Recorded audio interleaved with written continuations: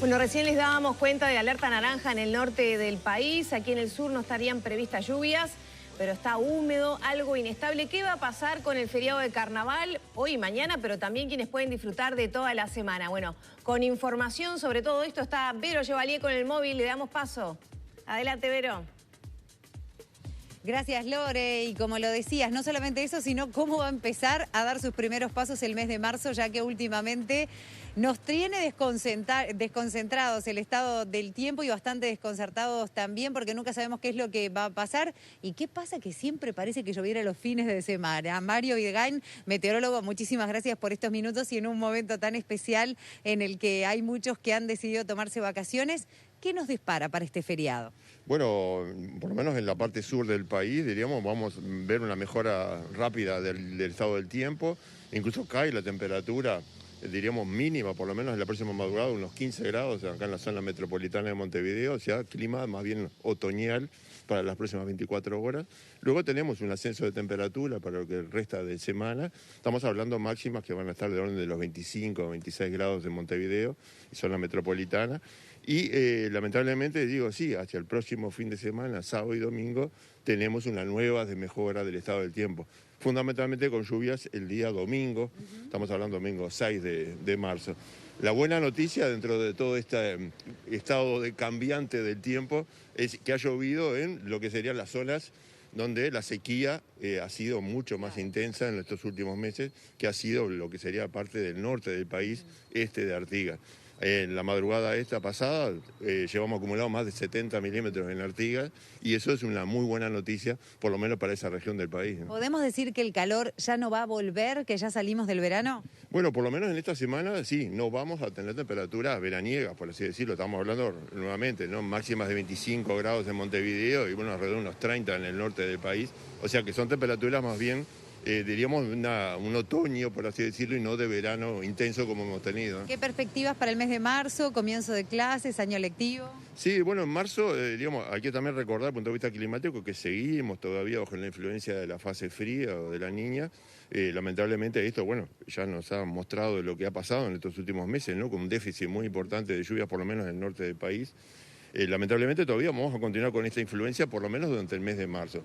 O sea que todavía no hay que cantar victoria en cuanto a que está solucionado el déficit hídrico, porque podemos volver a tener déficit de precipitaciones fundamentalmente de nuevo en el norte del país durante el mes de marzo. Creemos que ya a partir de abril este fenómeno, por lo menos esta influencia, va a desaparecer. Con respecto a lo que es la temporada de otoño e invierno, ¿ya podemos anticipar, aunque sea si va a ser más frío que lo habitual, menos lluvias? No, digo, basados en esta, diríamos, si miramos lo que sería la influencia del fenómeno del Niño, digo, vamos a tener una transición, diríamos, de esta fase fría a una fase neutra. Así que por lo menos el otoño y yo diría gran parte del invierno deberíamos tener condiciones bastante normales, tanto de precipitación como de temperatura. Creemos que sí, ahora en marzo, si hablamos de temperaturas, específicamente temperaturas medias, vamos a tener temperaturas, yo diría, bastante por encima de lo normal, o sea, un marzo cálido en general, ¿no? Videgain, aprovechando estos minutos, sucedió un hecho en las últimas horas con un rayo lamentable. ¿Eso es algo normal? ¿Es preocupante? A veces está esa percepción como que el tiempo está cambiando y que son cosas que antes no pasaban. ¿Es así? Sí, básicamente, digo, tenemos, siempre hablamos, en este contexto de cambio climático, de calentamiento global, cada vez mayor contenido de humedad también en la atmósfera, o sea, por lo tanto, observamos, como ha ocurrido en enero, acá en Montevideo, lamentablemente, lluvias que son históricas, diríamos, por lo menos por la intensidad de esa lluvia en pocos minutos. También esto está asociado, obviamente, a tormentas. Cuando hablamos de tormentas es actividad eléctrica. Y cuando hablamos de actividad eléctrica son descargas, básicamente, que puede ser entre nubes, pero lo que más nos preocupa es las descargas a tierra, ¿no? Y esas descargas, evidentemente, si hay objetos, diríamos, altos, o son los únicos objetos altos en diríamos, un terreno plano, son susceptibles de descarga, ¿no? Como puede ser un ser humano que está, diríamos, en un descampado, ¿no?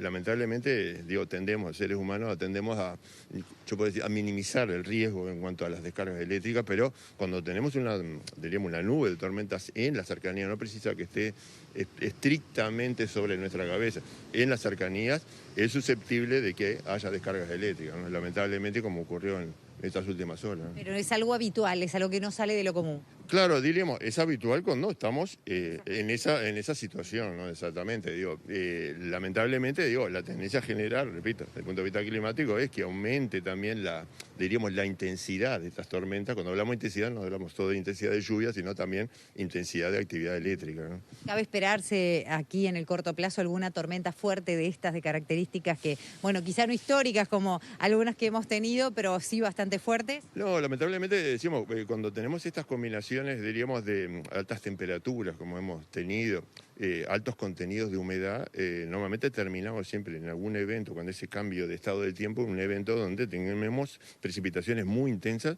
en corto periodo de tiempo. Y eso es muy peligroso desde el punto de vista tanto de inundaciones repentinas como por la propia actividad eléctrica, ¿no? Sí. En esta época hay que recordar que muchas personas están de vacaciones, están al aire libre, o sea, estamos mucho más expuestos a estas descargas que en invierno, ¿no? Cuando estamos bajo techo. ¿Ha sorprendido la actividad en la zona, por ejemplo, de Piriápolis, de San Francisco, con algunos episodios bastante frecuentes con daños importantes, sobre todo, por suerte, no quizá víctimas, pero sí unos daños estructurales bastante intensos? ¿Se está formando allí específicamente alguna zona compleja? No, ahí lo que ha pasado, diríamos, obviamente, además de tener tormentas muy importantes, o sea, desarrollos nubosos muy importantes, hemos analizado lo que ocurrió el fin de semana pasado. A mí me tocó estar justamente en Piriápolis el fin de semana pasado y toparme con esa tormenta. No, ahí lo que sucede también, y que eso también es un tema de estudio, es la influencia de la topografía, ¿no? Porque ahí, digo, cuando tenemos asociados tormentas con ráfagas descendentes, lo que ocurrió en Piriápolis no fue un tornado, sino básicamente fueron ráfagas descendentes de estas nubes de tormenta.